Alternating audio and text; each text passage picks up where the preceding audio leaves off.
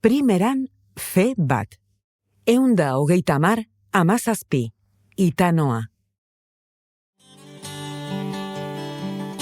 Etorri ala, izan bukatu alditu bakazioko ze martxa. Bai. Zibilia ez. Ondo ibili gaitun, horre mendibuelta batzuk egin, eta oturuntza batzuk prestau, eta hola, zein den hemen, aste honetan? Lan itxura, lana gutxi eta itxura asko. Zer ari gara entzuten, ze berba dira horiek? Itanoa da, lagunarteko hizkerako adizkera lokutiboa euskaltzaindiaren arabera. Alegia ika edo toka eta noka hitz egitea euskaraz. Ika bezala ere ezagutzen da hizkuntza alokutibo hau, baina azter dezagun pixkanaka, hasteko alokutiboa. Baldakigu zer den zehazki alokutiboa? Adizkera, alokutiboa. Aixezen ez da, tidi, bez. Alokutiboa. Nire izan egin doz, aukera. Berba iteko bera bat, erakusteko zehoz, Zeze pedagogikoa. Lokuta egin dozunean, aditzak esateko dakozun egokitasuna edo ez. Badirudi kalean galdetuta handia dela nahasmena. Eta zuk ere entzule, alokutiboa zer den ez baldin badakizu, lasai. Ritxi Lizartza filologo eta itanoan adituak azalduko digu zehazki zer den adizkera alokutiboa. Alokutiboa da, ni zerbait esaten ari naizela eta nire entzulea sartzen detela konversazioan. Bai? Hau da, nik liburu bat irakurri dinat, kasuntan, bai? Adibidez, emakume baliz. Nik liburu bat irakurri dut eta ire esaten dinat. Orduan, liburu bat irakurri dinat. Sartzen dugu entzulea konversazioan. Fizikoki.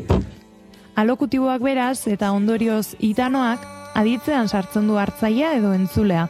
Hasieran baina, itanoan ika, noka eta toka erabiltzen direla aipatu dugu.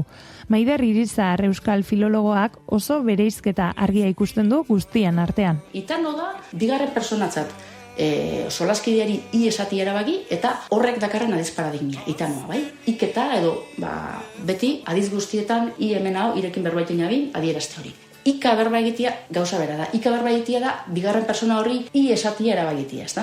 Gaur egun, ika berba egiten dugunean, i izen ordainarekin, itanoa erabiltzen dugu beti, hau da, alokutiboak dian adizformak. Gainera, itanoan generoa desberdindu egiten da, alegia genero markadun erregistroa da.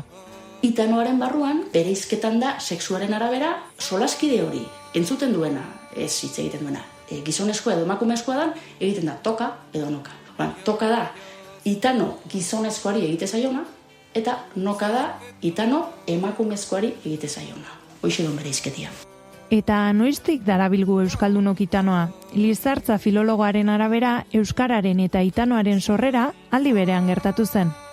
Nik esango nuke betidanik erabiltzen dela. Eta berez lehen ozala harreman naturala ika egitea, harreman sozioafektiboak errespetatuta, baino berdinen artean edo jerarkikoki goitik bera, bai. Adinekoek gazteei, adinekoek adinekoen artean eta gazteek gazteen artean, eta da. Baina nik uste dut hori ez dela zerbait asmatua, baizik eta berezkoa duna hizkuntzak. Noiztik erabiltzen dira adjetiboak euskeraz? Nerezat galdera berdina da, bai. Adjetiboak erabiltzen dira euskera denetik eta itanoa berdin. Euskararen